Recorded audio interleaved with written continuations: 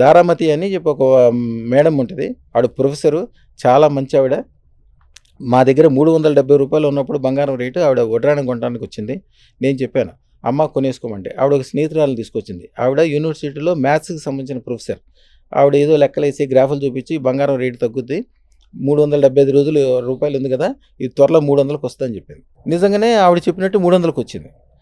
ఆ 300 కొనడానికి వచ్చినప్పుడు కూడా ఫ్రెండ్నే తీసుకొచ్చింది. ఫ్రెండ్ మళ్ళీ సేమ్ రే, ఇంకా తగ్గుద్ది, ఇంకా తగ్గలేదు. అక్కడి నుంచి డైరెక్ట్గా 800కి వెళ్ళింది. 800 నుంచి 1200. ఈ రోజు కూడా ఆవిడ నెలకి 2 నెలలకి వస్తుంది, ఆ వడ్రాణాలని చూసుకుంటుంది. పక్కన ఉన్న ఆవిడ ఇదే స్టోరీ చెప్పుద్ది.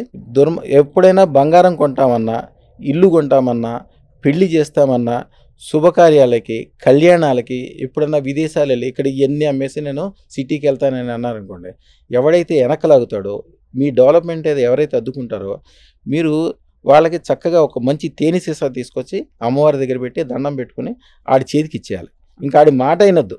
ఇంకా వాడేమన్నా దుర్మార్గం అన్నా, ఏదైనా మంత్రం చేసినా, తంత్రం చేసినా మీకు తగలదు. అంటే ఎదుగుదలని మాటతో అయినా సరే వాళ్ళు బాగుపడరు. సరే, వాళ్ళు 2 రకాలు. మనస్ఫూర్తిగా వాళ్ళు మిమ్మల్ని ప్రేమించవచ్చు, మీ గొప్పతనం కోరుకోవచ్చు, కానీ వాళ్ళకి ఆలోచన శక్తి లేదు. వాళ్ళు బాగుపడినవారు, వాళ్ళు ముందుకు స్టెప్ వేయలేరు. ఎందుకంటే అమ్మవారి శక్తి వాళ్ళ దగ్గర లేదు. కాలసర్పదోషం అంటే అదే. అర్థమైంది గురుగారు. ఇది చాలా మంచి, అంటే ఇది మామూలుగా అందరికీ కూడా మంచి సలహా ఇది. ఎందుకంటే మన వెనకలాగే వాళ్ళతో ఎందుకు ఉండాలి అసలు? అది తెలిసి తెలియకుండా వాళ్ళ ప్రేమ చూసి, వాళ్ళ ఆప్యాయతను చూసి, వాళ్ళ వ్యవహారాన్ని చూసి, మీకు ఇందాక చెప్పాను నేను, తేనె సీసా ఒకటి ఇవ్వాలని. అది వాళ్ళు మన సొంత వాళ్ళు కావచ్చు, ఒక తండ్రి కావచ్చు, తల్లి కావచ్చు, భార్య కావచ్చు, భర్త కావచ్చు, వాళ్ళకి తెలవకపోయి కావచ్చు, భయం కావచ్చు. కాలసర్పదోషం ఉంటే వాళ్ళకి భయంగా ఉంటుంది. వాళ్ళు ఏం పని చేసినా చుట్టూతా ఆ నల్లటి మేఘాలు తిరుగుతుంటాయి, ఉక్కిరి బిక్కిరి అవుతుంటారు, ముఖం అంతా అదో రకంగా ఉంటుంది. వాళ్ళకేం ఉండదు, వాళ్ళు భయంగా ఉండి మిమ్మల్ని కూడా వెనకలాగుతారు.